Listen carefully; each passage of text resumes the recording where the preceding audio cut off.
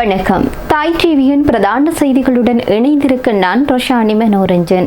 முதலில் தலைப்புச் செய்திகள்.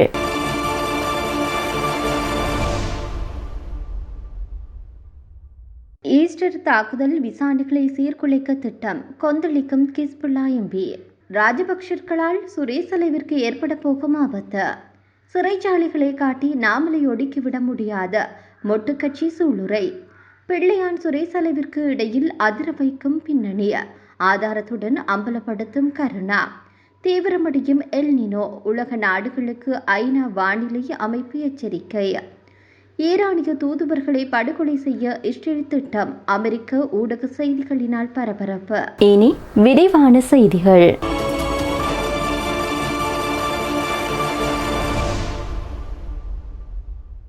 2019ஆம் ஆண்டு ஈஸ்டர் தாக்குதல் தொடர்பான விசாரணைகளை தடுக்க முயற்சிகள் மேற்கொள்ளப்படுவதாக இலங்கை முஸ்லிம் காங்கிரசினுடைய பிரதி தலைவரும் நாடாளுமன்ற உறுப்பினருமான ஹிஸ்புல்லா தெரிவித்திருக்கின்றார்.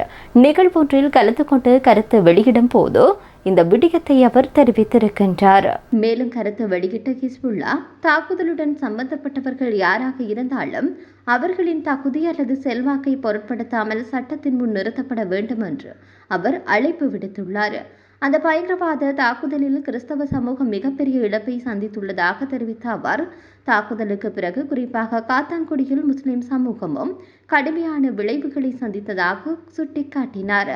இந்த நிலையில் தற்போது ஜனாதிபதி அனுகுமார திசாநாயக்கவின் அரசாங்கத்தின் மேற்கொள்ளப்பட்டு வரும் ஈஸ்டர் ஞாயிறு குண்டு தாக்குதல் தொடர்பான விசாரணைகளை சில தனிநபர்கள் தடுக்க முயற்சிப்பதாக அவர் குற்றம் சாட்டினார். எனவே தாக்குதல்களுக்கு பொறுப்பான அனைவரையும் அவர்களுடைய தரம், பதவி அல்லது பொருளாதார செல்வாக்கை பொருட்படுத்தாமல் அடையாளம் கண்டு அவர்கள் மீது வழக்கு தொடர வேண்டும் என்று ஹிஸ்புல்லா அதிகாரிகளை வலியுறுத்தினார். மேலும் தாக்குதல்களுக்கும் முஸ்லிம் சமூகத்திற்கும் எந்த தொடர்பும் இல்லை என்பதை அதிகாரப்பூர்வமாக நிரூபிக்க அவர்களுக்கு உரிமை உண்டு என்றும், நடைபெற்று வரும் விசாரணைகளுக்கு முழு ஒத்துழைப்பு அளிக்க தயாராக இருப்பதாகவும் நாடாளுமன்ற உறுப்பினர் குறிப்பிட்டார். அந்த வகையில் பாதிக்கப்பட்டவர்களுக்கு நீதி கிடைப்பதை உறுதி செய்யவும் பொறுப்பானவர்களை சட்டத்தின் முன்னிறுத்த தேவையான அனைத்து நடவடிக்கைகளையும் எடுக்கவும் அவர் அரசாங்கத்தை வலியுறுத்தியுள்ளார். சுரேசாலைவிற்கு சிறைச்சாலையில் வழங்கப்படும் சலுகைகளை பார்க்கும் போது சிறைச்சாலைக்கு செல்ல வேண்டும் என்று ஆசைப்படுவதாக ஆளும் கட்சியின் நாடாளுமன்ற உறுப்பினரான ஜகத் மனுவர்ண தெரிவித்தார். ஊடகங்களுக்கு கருத்து வெளியிடும் போது இந்த விடயத்தை அவர் தெரிவித்திருக்கின்றார். உயிர்த்த ஞாயிறு குண்டுவெடிப்பு சம்பவத்தில் பாதிக்கப்பட்டவர்களுக்கு நீதியை வழங்குவதற்காக அரசாங்கம் முன்னெடுத்து வரும் முறையான விசாரணை செயல்முறையை சீர்குலைக்க எதிர்க்கட்சிகள், சில அரசியல் குழுக்கள் முயற்சித்து வருவதாக அவர் தெரிவித்தார். விசேடமாக ஈஸ்டர் ஞாயிறு பயங்கரவாத தாக்குதல் தொடர்பில் முன்னாள் அரசு புலனாய்வு பிரிவினுடைய பிரதானி சுரேசலை குறித்து முன்னெடுக்கப்படும் விசாரணை செயல்முறையை சீர்குலைக்கும் நோக்கில் விமல் வீரவன்ச, உதயன் கம்மன்பில, சரத் வீரசேகர மற்றும் ராஜபக்சவினர் உள்ளிட்ட குழுவினர் செயல்பட்டு வருவதாக சுட்டிக்காட்டினார். தற்போது விளக்கமறியலில் வைக்கப்பட்டிருக்கக்கூடிய சுரேசலவிற்கு சிறைச்சாலைகளுக்குள் அதிகபட்ச வசதிகளும் மருத்துவ சிகிச்சைகளும் வழங்கப்பட்டுள்ளதாக பொது பாதுகாப்பு அமைச்சரான ஆனந்த் விஜயபாலவும் நாடாளுமன்றத்தில் உறுதிப்படுத்தியிருந்ததை ஜகத் மனுவர்ண சுட்டிக்காட்டினார். சிறையில் இருக்கும் போது அதிக தடவை மருத்துவ பரிசோதனைகளுக்கு உட்படுத்தப்பட்ட நபர் அவராகவே இருக்கக்கூடும் எனவும், தேவையான ஊட்டச்சத்துக்கள் மற்றும் விழுந்த பற்களை கூட பொருத்திக் கொடுப்பதற்கு சிறைச்சாலை அதிகாரிகள் நடவடிக்கை எடுத்துள்ளதாக நாடாளுமன்ற உறுப்பினர் சுட்டிக்காட்டினார். உயிர்த்த ஞாயிறு தாக்குதல் தொடர்பான வழக்கை பார்த்தால் இது இலங்கையில் 278 பேரை கொன்ற மற்றும் 500க்கும் மேற்பட்டோர் நிரந்தரமாக ஊனமாக்கிய ஒரு குண்டுவெடிப்பு ஆகும். அப்படி இருக்கையில் இது குறித்து மக்கள் நீதி கேட்பதில் என்ன தவறு இருக்கிறது என கேள்வி எழுப்பினார். அரசாங்கம் என்ற ரீதியில் இதில் நீதியை பெற்றுக் கொடுக்க நாங்கள் தலையிடுவதில் என்ன தவறு? நாங்கள் நிச்சயமாக செய்ய வேண்டிய ஒரு காரியம் இது. ஏனென்றால் இந்த கொலையாளிகளை கண்டுபிடிப்போம் என்று கூறித்தான் நாங்கள் ஆட்சிக்கு வந்தோம். இந்த தாக்குதலில் பாதிக்கப்பட்டவர்களுக்கு நீதியை நிலைநாட்டுவதாக நாங்கள் வாக்குறுதி அளித்துள்ளோம் என அவர் குறிப்பிட்டார். எனவே அது தொடர்பான விசாரணைகள் ஒரு முறையான வழிமுறையின் கீழ் முன்னெடுக்கப்பட்டு வரும்போது, நீதிமன்றம் அதில் மிகச்சிறப்பாக செயல்படும் போது, காவல்துறையினரும் குற்றப்புலனாய்வு திணைக்களமும் எந்த ஒரு சார்புமின்றி இதில் செயல்படும் போது இதனை சீர்குலைக்க முயற்சிக்கப்படுவதாக தெரிவித்தார். நாடாளுமன்ற உறுப்பினர் நாமல் ராஜபக்ஷ முன்னாள் ஜனாதிபதியின் மகன் எனவும், எனவே சிறைச்சாலைகளை காண்பித்து அவருடைய அரசியல் பயணத்தை ஒடுக்க முடியாது என்று ஸ்ரீலங்கா பொதுஜன பெரமுன கட்சி சூளுரைத்துள்ளது.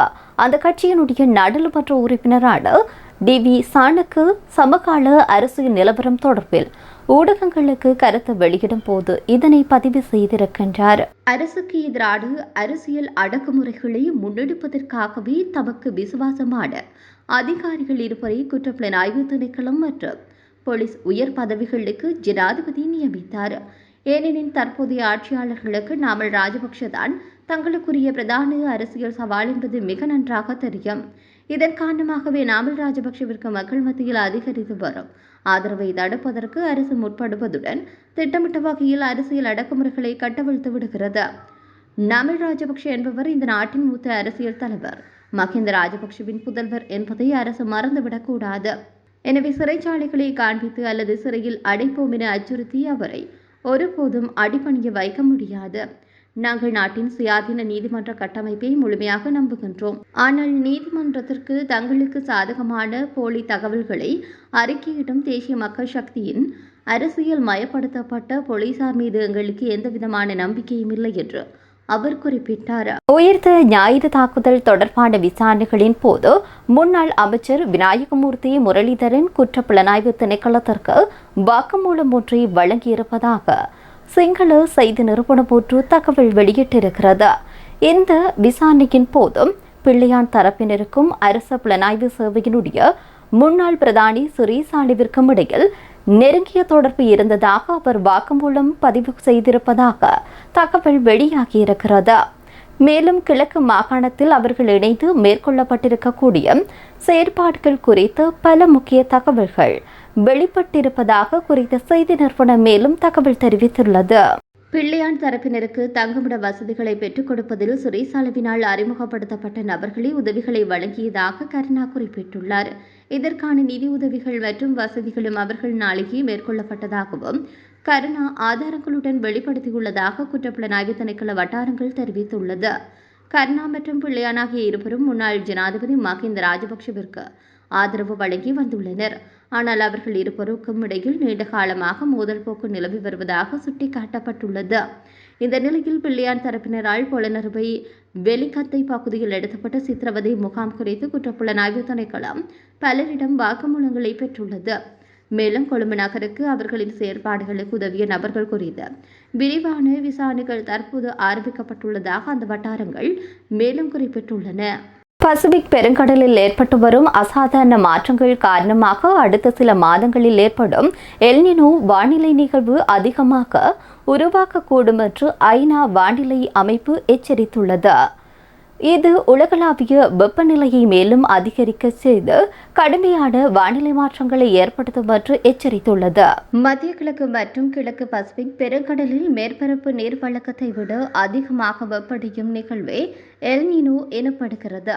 பொதுவாக 9 முதல் 12 மாதங்கள் வரை நீடிக்கும் இந்த இயற்கை சுழற்சி உலக வெப்பநிலையை புதிய உச்சங்களுக்கு கொண்டு செல்லக்கூடும் என்று விஞ்ஞானிகள் கவலை தெரிவித்துள்ளனர். பசிபிக் பகுதியில் எல்னினோவிற்கு சூழல் ஏற்கனவே தொடங்கிவிட்டதாகவும் அது மிகவும் வலுவானதாக மாறும் என கணிப்பு மாதிரிகள் தெளிவாக காட்டுவதாகவும் உலக வானிலை அமைப்புகளின் விஞ்ஞானி அல்வரோ சில்வா தெரிவித்தார். இந்த வானிலை மாற்றத்தால் மத்திய அமெரிக்கா, கரீபியன் நாடுகள், வட மற்றும் தென் அமெரிக்கா ஆகிய பகுதிகளில் வழக்கத்தை விட வறண்ட சூழல் நிலவக்கூடும். ஆசிய நாடுகளை பொறுத்தவரை பருவ மழை காலத்தில் தெற்காசிய, இந்தோனேஷியா மற்றும் தென்கிழக்கு ஆசியாவின் பல பகுதிகளில் மழைப்பொழிவு பெருமளவில் குறைய வாய்ப்பிருக்கிறது. இது விவசாயத்தையும் நீர் ஆதாரங்களையும் பாதிக்கக்கூடும் என அஞ்சப்படுகிறது. நீடிக்கும் சவால்கள். சமீபத்தில் ஐரோப்பிய நாடுகள் தங்களுடைய வரலாற்றிலேயே மிக கடுமையான வெப்ப அலையை சந்தித்துள்ளன. பருவநிலை மாற்றத்தால் ஏற்கனவே புவி வெப்பமடைந்து வரும் வேளையில் இந்த எல்னினோ நிகழ்வு உலக வெப்பநிலைக்கு மேலும் ஒரு கூடுதல் உந்துதலை கொடுக்கும் என்று வானிலை வல்லுநர்கள் எச்சரித்தனர். இந்த கடுமையான வானிலை மாற்றங்களின் தாக்கம் இந்த ஆண்டின் இறுதி வரை மட்டுமன்றி எதிர்வரும் 2027 ஆண்டு வரையிலும் நீடிக்கக்கூடும் என்பதனால் உலக நாடுகள் தற்போதைய முன்னெச்சரிக்கை நடவடிக்கைகளை மேற்கொள்ள வேண்டும் என்று ஐநா வலியுறுத்தியுள்ளது. ஈரானிய தூதுவர்களை படுகொலை செய்ய இஸ்ரேல் திட்டமிட்டிருப்பதாக வெளியான செய்திகளை இஸ்ரேல் கடுமையாக நிராகரித்துள்ளது. அமெரிக்காவிற்கும் ஈரானுக்கும் இடையில் நடைபெற்று வரும் மோதல்களை முடிவுக்கு கொண்டு வருவதற்கான பேச்சுவார்த்தையின் போது ஈரானிய தூதுவர்களை படுகொலை செய்ய இஸ்ரேல் திட்டமிட்டிருப்பதாக இரு முக்கிய அமெரிக்க ஊடகங்கள் செய்தி வெளியிட்டிருந்த நிலையில் இந்த அறிவிப்பு வெளியாகியிருக்கிறது. பெயர் குறிப்பிட விரும்பாது அமெரிக்க அதிகாரிகள் தகவல்களின் அடிப்படையாக கொண்டு இந்த செய்திகள் பிரசுரிக்கப்பட்டிருப்பதாக கூறப்படுகின்றது. இந்த செய்திகளில் ஈரானிய வெளியுறவு அமைச்சர் அப்பாஸ் ஆராக்சி மற்றும் ஈரானிய நாடாளுமன்ற சபாநாயகரும் அந்த நாட்டின் தலைமை பேச்சுவார்த்தையாளருமான முகமது ஃபாகர் கலீஃபா ஆகியோரை இலக்கு வைக்க இஸ்ரேல் திட்டமிட்டிருந்ததாக கூறப்படுகிறது. இந்த நிலையில் இந்த ஊடக அறிக்கைகளை முற்றிலும் உண்மைக்கு புறம்பானவை மற்றும் கற்பனையானவை என்று கூறி இஸ்ரேல் வன்மையாக மறுத்துள்ளதுடன் இவை அனைத்தும் போலி செய்திகள் என்றும் இஸ்ரேலிய அதிகாரிகள் அதிகாரப்பூர்வமாக விளக்கமளித்துள்ளனர். இத்துடன் தாய் டிவியின் பிரதான செய்திகள் நிறைவடைகின்றன. நன்றி.